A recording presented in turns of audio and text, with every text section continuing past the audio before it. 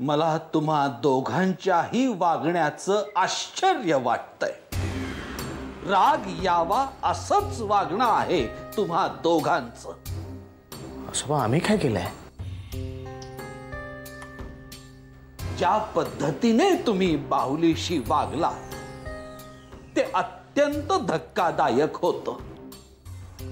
हे मुन्नाचं वागणं तुम्हाला नॉर्मल वाटतंय? वाद घालू नकोस आदिनाथ.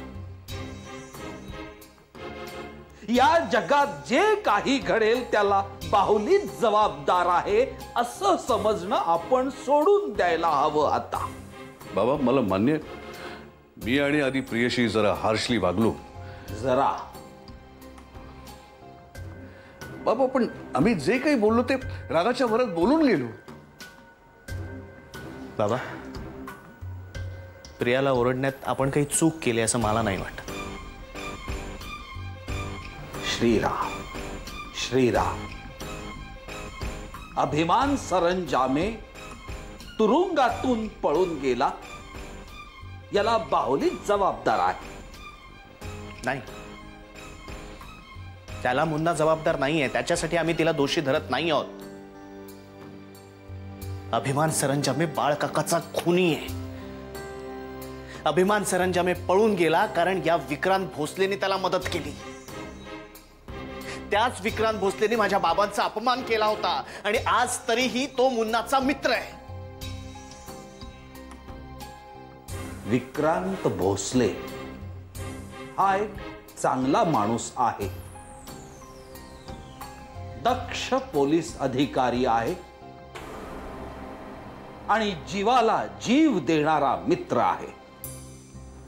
तुम्हाला काय माहित? तुम्ही भेटलात तरी का त्याला? अनेकदा. बऱ्याच वेळा तो वाड्यावर येऊन गेला आहे.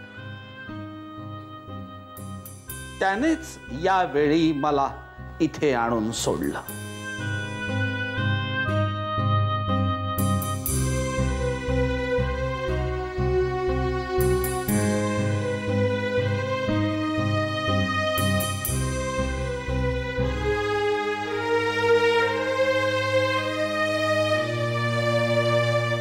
प्रिया, आधीचा राग, त्याचं फ्रस्ट्रेशन मी समजू शकतो ग, पण तो असं का बोलला? काय बोलला? म्हणजे मी जे बोललो त्याला तो रिॲक्ट झाला. He said to the effect that माझ्या घरातले माझ्या बरोबर नाहीये. असं काही आहे का प्रिया? म्हणजे आदी आणि शुभ्रामध्ये? नाही, तसं काही नाहीये. तो रागाच्या भरात बोलला असेल. ही मस्ट नॉट हॅव मेंट इट. ज्या व्यक्तीमुळे दादा तुला हे बोलला त्याच व्यक्तीला तू हा प्रश्न विचारतोय स्वप्न.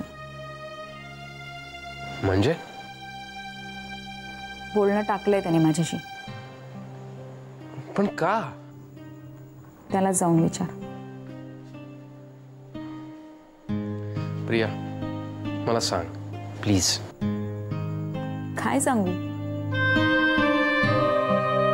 माझ्या आणि विक्रांतच्या मैत्रीवरून दादाला नेहमीच प्रॉब्लेम होता आणि आता अभिमान पळून गेल्यापासून. तुझी आणि विक्रांतची मैत्री आहे? तू बोलतेस त्याच्याशी अजून? नाही, बाळकाकाच्या केसच्या संदर्भात आम्ही जे काही भेटलो बोललो. प्रिया, तू मला काही बोलली नाहीस. आय मीन, आधी तू माझ्याशी शेअर करायचीस सगळं, पण नाही. म्हणजे तसं सांगण्यासारखं काही नाहीये. एनिवे, एकटा दादाच नाही, घरातला प्रत्येक जण चिडलाय माझ्यावर. आणि इट्स अंडरस्टँडेबल. म्हणूनच मी कुठेतरी जाणार आहे थोड्या दिवसांसाठी. कुठे? वसईला? माईंकडे. शुभ्रानेच सजेस्ट केलंय.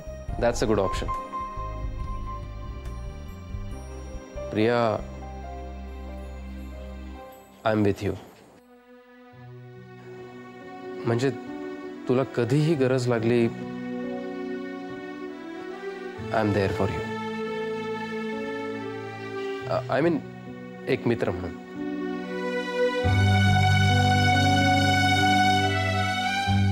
ठेवू. बाय.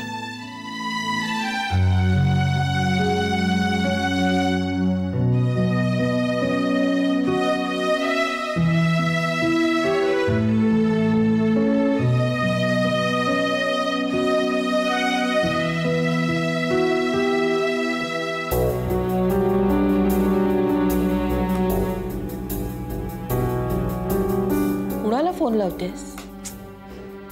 आधी लाग. 1 तास झाला ट्राय करते, लागतच नाहीये.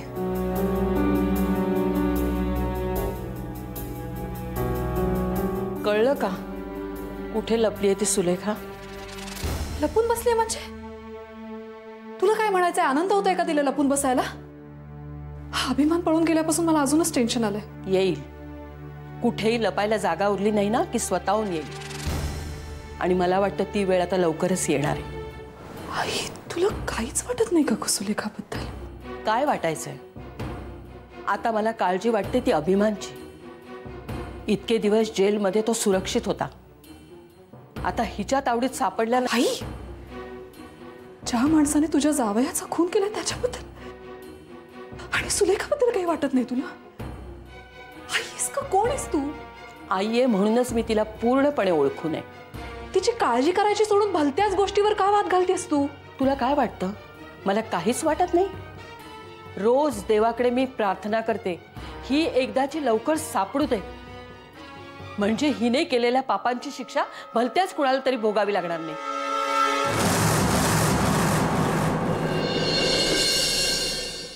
बाबा,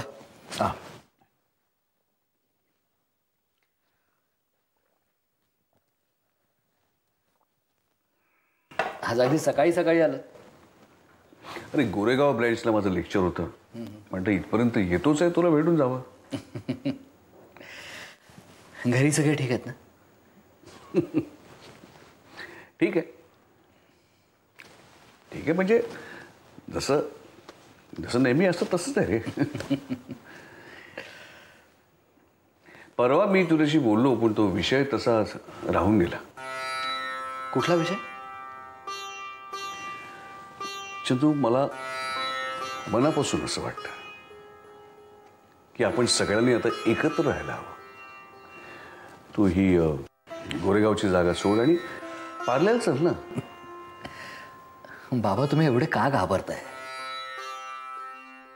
यशवंतराव सरंजामे मला काहीही करणार नाहीत. आणि करायचंच असताना तर एव्हा ना. तसं नाहीये रे चंदू. तू दिवसभर घराच्या बाहेर असतोस. राधाही तिच्या कामामध्ये असते. प्रथमेश एकटा असतो रे घरी. नाही, आम्ही हल्ली सगळं व्यवस्थित ऍडजस्ट करून घेतलेलं आहे बाबा. आणि तुम्ही तुम्ही नका ना एवढे पॅनिक हो. अरे बाबाने आपल्या पार्ल्याच्या घरी आपण सगळे एकत्र कसे काय राहू शकणार आहे? अरे बघ, तुला महत्वाची गोष्ट सांगायची राहून गेली. आपल्या शेजारी ती ही आहे ना पार्ली निमेश, तिथे एडेकर म्हणून आहेत. ते चाललेत US ला. त्यांना त्यांचा फ्लॅट काढायचा आहे. बाबा, मी मनातून कितीही ठरवलं ना तरी पार्ल्यामध्ये फ्लॅट घेणं मला परवडणारं नाहीये. अरे चंदू बाबा, बाबा मला तुमची तुमची तळमळ समजतीये.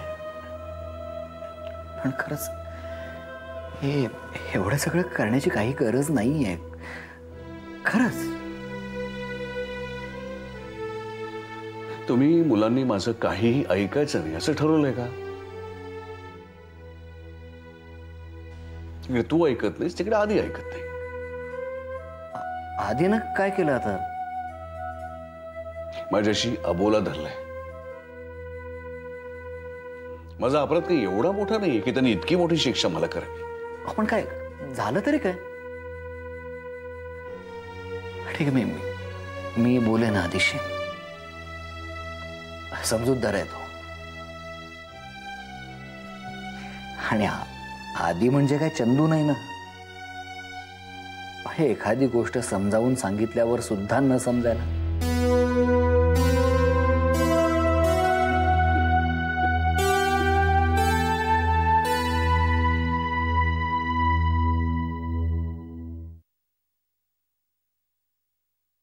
घे रे.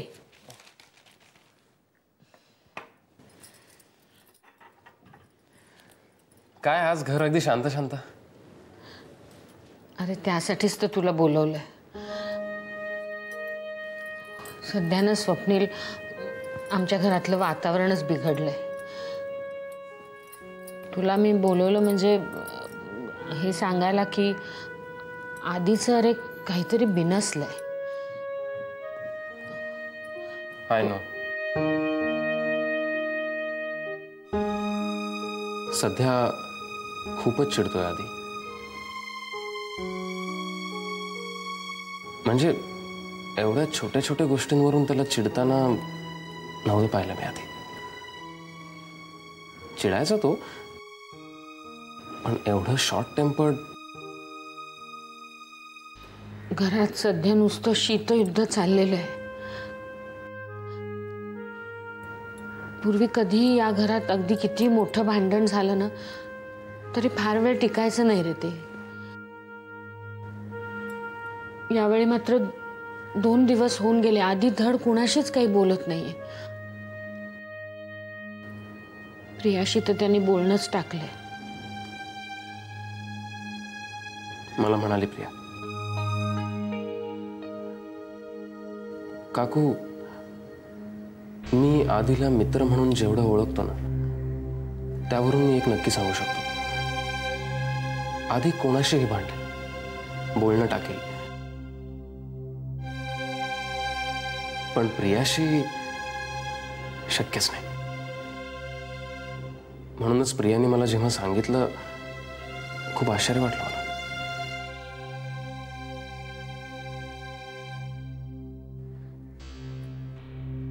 तुला काही बोलला का तो? काही नाही बोलला, पण काकू माणसाची बॉडी लँग्वेज बोलते ना.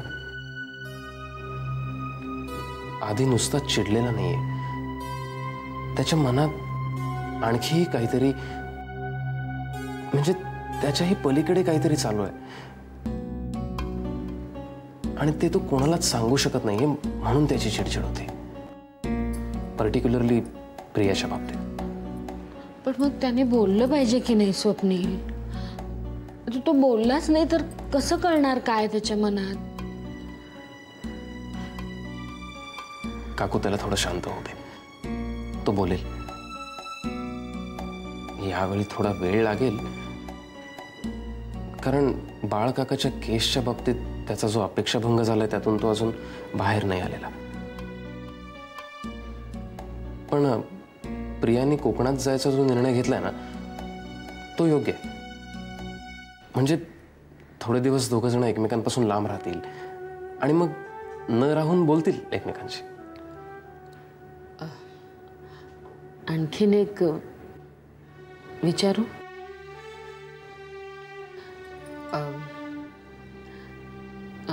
ऑफिसमध्ये म्हणजे तुमच्यामध्ये काही प्रॉब्लेम नाहीये ना? खरं तर काही गोष्टी मी स्ट्रेट फॉरवर्ड बोललो त्याला, त्यामुळे तो दुखावलाही गेला. पण काकू मी ऑब्व्हियसली त्याला सॉरी म्हणणार आहे.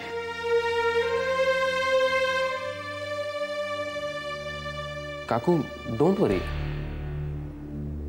जोपर्यंत सगळं नीट होत नाही ना तोपर्यंत ऑफिसचं कुठलंही टेन्शन मी त्याला घरापर्यंत आणू नाही दिलं.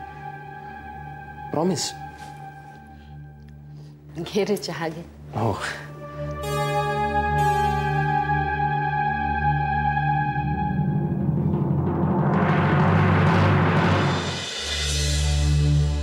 वाईट या गोष्टीचं वाटतं की हे सगळं आपल्या डोळ्यासमोर घडत असूनही आपण काहीच करू शकत नाही. आपण न्यायाने वागतो ना, त्यामुळे सगळी बंधनं आपल्यावरच. ज्यांना न्यायाने वागायचंच नाहीये त्यांच्यावर कसली आली आहेत बंधनं? काय तर म्हणे विक्रांत भोसलेला सस्पेंड केलंय. अरे ज्या माणसाच्या डोक्यावर यशवंतराव सरंजामे सारख्या माणसाचा हात आहे त्यांना कोण सस्पेंड करेल? शक्यच नाही. आधी मला आत्ताच्या आत्ता सुलेखाला भेटायचंय. काकू ते आता पॉसिबल नाहीये. का पण? हे बघ काकू, आत्ता पोलिसांचा माझ्यावरही वॉच असेल. जर आपण दोघं तिला भेटायला गेलो आणि कदाचित सुलेखाच पकडली गेली तर? पण आधी मी अजून किती दिवस अशी वाट पाहू? थोडे दिवस थांबतो अजून. मी स्वतः तुला तिच्याकडे घेऊन. अच्छा, म्हणजे 2-3 दिवसात तू माझी आणि त्या क्लायंटची मीटिंग घालून देतोयस?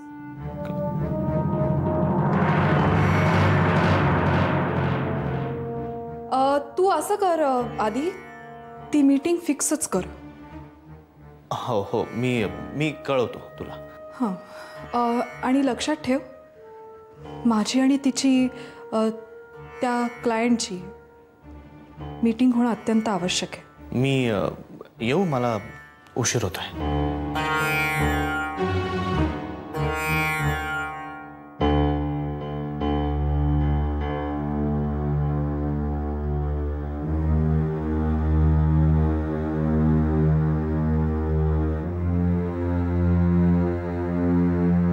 येतो मी मामा.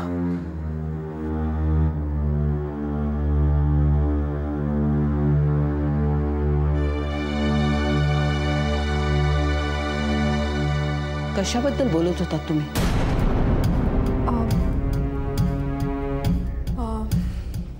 एक क्लायंट आहे. ते कळलं मला, पण कोण क्लायंट? बाळचा एक क्लायंट आहे, तुला नाही माहिती त्याच्याविषयी. त्याच्याशी मीटिंग करायची.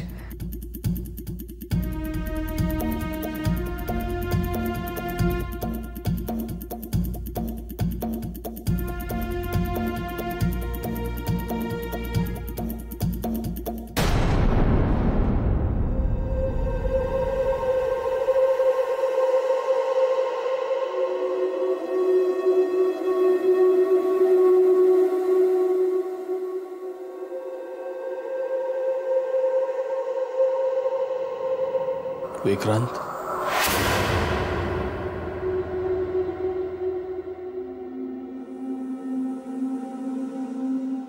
काय करू रे सोन्या तुझ्यासाठी? माझ्या चामड्याचे जोडे करून तुझ्या पायात घालू का तुझ्या पायाचं तीर्थ करून पिऊन टाकू? काय करू? सख्यांनी जे केलं नसतं ते सगळं तू माझ्यासाठी केलंस. साहेब, तुम्ही लाजवताय. लाज मला वाटते माझी. माझ्या पोरासाठी तुला तुझा बळी द्यावा लागला आणि मला कोडक्यासारखं बघत बसावं लागतंय. बळी कसला साहेब? साधी सस्पेन्शन ऑर्डर, दॅट्स इट. विकत घेतलंस तू आयुष्यभरासाठी मला. साहेब, विठ्ठलाच्या कृपेने आता विस्कटलेली घडी पुन्हा नीट बसत आली आहे. नाही परमेश्वर काका, डिपार्टमेंटची माणसं अभिमानला शोधण्यासाठी जीवाचं रान करतायत. मला कधी भेटता येईल त्याला? इतक्यात नाही साहेब. कसं आहे, डिपार्टमेंटची माणसं माझ्या, तुमच्या, परमेश्वर काका तुझ्याही मागावर आहेत. आपण जर अभिमानला ह्या परिस्थितीत भेटलो तर आपणच त्यांना त्याच्याकडे लीड केल्यासारखं होईल, नाही का? पण तू बरा आहे ना रे? नीट आहे ना तू? साहेब, मी कालच त्याला नॅशनल हायवे 4 वरून सामानाच्या ट्रक बरोबर महाराष्ट्राबाहेर पाठवलाय. आता तो बँगलोरला असेल. पुढे तो कोइंबतूर चेन्नई मार्गे श्रीलंकेला रवाना होईल. तिथे त्याचा तो मित्र, काय बरं त्याचं नाव, फार कठीण नाव आहेत त्यांची, पण मी त्याच्याशी बोललोय. पण हे सगळं जरा जपून, निदान 1 महिना तरी लागेल. कारण ह्या परिस्थितीत जर अभिमान कुठल्याही एअरपोर्टवर दिसला, that will be very dangerous.